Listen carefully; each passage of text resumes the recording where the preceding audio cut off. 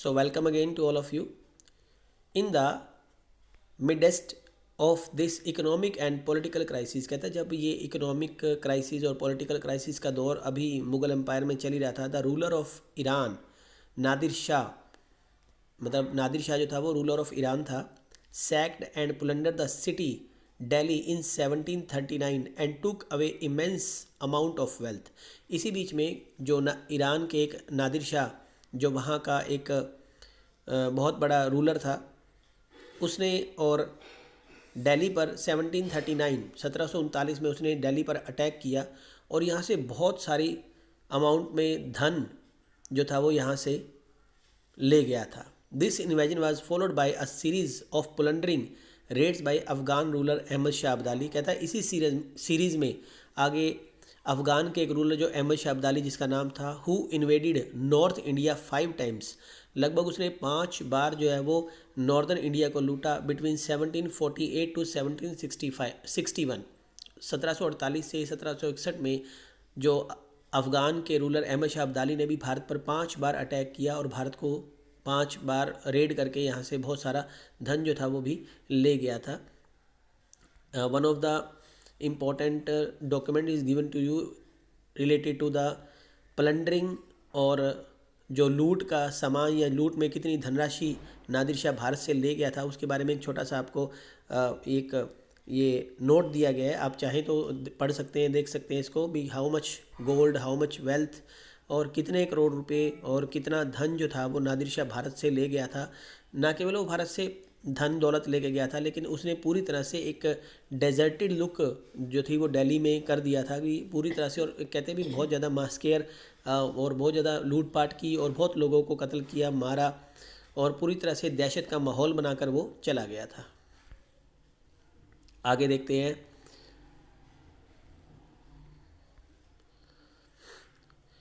Possible humiliation came when the two Mughal emperors Farrukhsiyar 1713 to 1719 and Alamgir II between 1754 to 1759 were assassinated।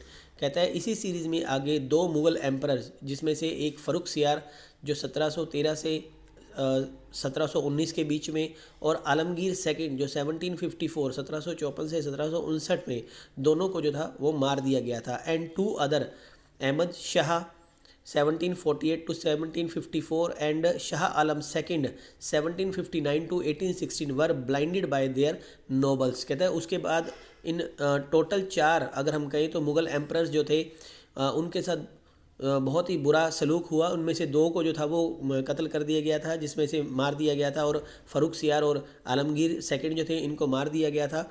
और अहमद शाह अब्दाली और अहमद शाह और शाह आलम द्वितीय जो था उन दोनों को जो था वो ब्लाइंड कर दिया गया था, अंधा बना दिया गया था उन्हीं के नोबल्स के द्वारा। Emergence of new state. अब कहता है भी कुछ इंडिपेंडेंट स्टेट्स जो थी वो भी इस टाइम में उभर कर सामने आई, आप देख सकते हैं। कहता है with the decline in the authority of the Mughal emperors the governor of large provinces subedars and the great zamindars consolidate their authority in the different parts of the subcontinent. इसी चीज़ के अंदर मुग़ल एम्परर के जो गवर्नर थे, जो बड़े बड़े प्रोविंसेस के जिनको गवर्नर और सूबेदार जिनको बनाया हुआ था, और जो बड़े बड़े ज़मींदार जो थे, उन्होंने अपनी पोजीशन जो थी वो इस हद तक कंसोलिडेट कर ली थी, इतनी मजबूत कर ली थी कि there authority in different parts of the सब कॉन्टिनेंट, मतलब बहुत ज़्यादा उन्होंने अपनी पोजीशन को वहाँ मजबूती दे दी थी। Though the 18th century the Mughal empire gradually fragmented into number of independent regional states. कहते हैं धीरे धीरे उसी 18th सेंचुरी के अंदर जो मुग़ल एम्पायर जो था वो धीरे धीरे टुकड़ों में बंटता गया। नंबर ऑफ इंडिपेंडेंट एरियाज़ में, number of independent regional states में जो था वो कन्वर्ट हो गया था। Broadly speaking the states of the 18th century can be divided into 3 overlapping groups. मतलब यहाँ जो मुग़ल एम्पायर जो था वो 3 ओवरलैपिंग ग्रुप्स के अंदर जो था वो डिवाइड हो गया था। सबसे पहले state that were old Mughal provinces like Awadh, Bengal and Hyderabad. कहते हैं जो सबसे पहले, जिसमें जो सबसे पुराने प्रोविंसेस थे मुग़ल एम्पायर के, उनमें से अवध, बंगाल और Hyderabad, although extremely powerful and quite independent, जो थे वो independent, the ruler of these states did not break their formal ties with the Mughal emperor. कहता है इन्होंने मुग़ल एम्पायर के साथ कोई अपना मुग़ल एम्पायर के साथ जो है वो अपना जो टाई अप था उसको नहीं तोड़ा। Second, state that had enjoyed consolidate independent under the Mughals was वतन जागीर।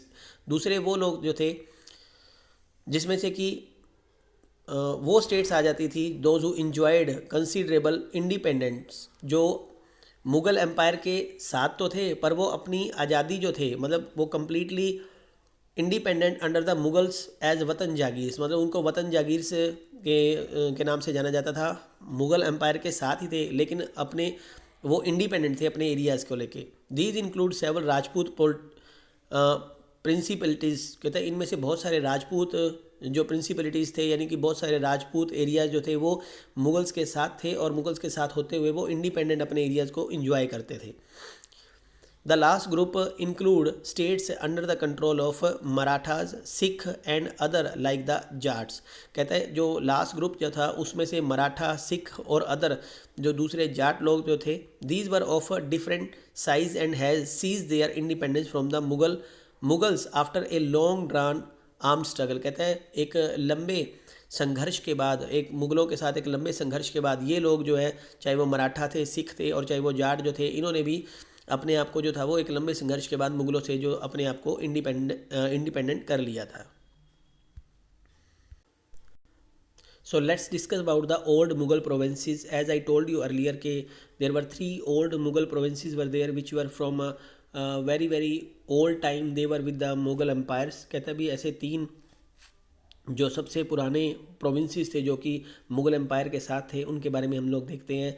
Amongst the 3 states that were carved out of the old Mughal provinces in the 18th century, 3 stands out very prominently। कहते हैं इनमें से जो 3 ऐसी जो सबसे पुराने मुग़ल प्रोविंसेस जो 18th सेंचुरी में कार्व्ड आउट हुए थे यानी कि जो मुग़ल एम्पायर से अलग हो गए थे, these were Awadh, Bengal and Hyderabad. कहते हैं ये अवध, बंगाल और हैदराबाद जो सबसे पुराने मुग़ल एम्पायर के साथ जुड़े हुए थे। All 3 states were founded by the members of the high Mughal nobility who had been governors of a large provinces। कहता है ये बहुत बड़े बड़े प्रोविंसेस थे जो कि नोबल्स लाइक शाह अदद खान जो कि अवध के गवर्नर थे, मुर्शिद कुली खां जो कि बंगाल के इंडिपेंडेंट गवर्नर थे, एंड आसफ जहाँ जो कि हैदराबाद के इंडिपेंडेंट गवर्नर थे। All 3 had occupied high मनसबदारी position, और इनकी मनसबदारी पोजीशन जो थी वो सबसे ज़्यादा ऊपर थी। इन द 3rd चैप्टर और 4th chapter I told you about the के Mughal have started a rank system. Mughal लोगों ने जो था वो एक रैंक सिस्टम जो था वो शुरू किया हुआ था, और जो सबसे ज़्यादा जिसको हाईएस्ट रैंक दिया होता था वो सबसे ज़्यादा उनकी पोजीशन जो थी वो काफ़ी कंसोलिडेट होती थी, बहुत ज़्यादा हाई होती थी। And enjoyed the trust and confidence of the emperors, और ये सबसे ज़्यादा राजाओं के यानी कि मुग़ल एम्परर के सबसे ज़्यादा भरोसेमंद गवर्नर्स होते थे। Both Asaf Jah and Murshid Quli Khan had a zat rank of 7,000 each. अगर हम बात करें जो आसफ जहाँ थे और मुर्शिद कुली खां था, उनका जो जट रैंक था यानी कि जो उनकी रैंकिंग पोजीशन थी वो 7,000, दोनों की 7,000 रैंकिंग पोजीशन थी। वाइल द शाह अदद खां जट वाज 6,000, जो कि शाह अदद खां की जो पोजीशन जो थी या रैंकिंग जो थी वो 6,000 के करीब आती थी। तो ये नंबर सिस्टम जो था उन्होंने शुरू किया हुआ था, जितना ज़्यादा नंबर हाई होता जाएगा उनकी पोजीशन उतनी ही ज़्यादा मुग़ल एम्पायर के अंदर जो थी वो उतनी ही ज़्यादा मजबूत होती जाती थी।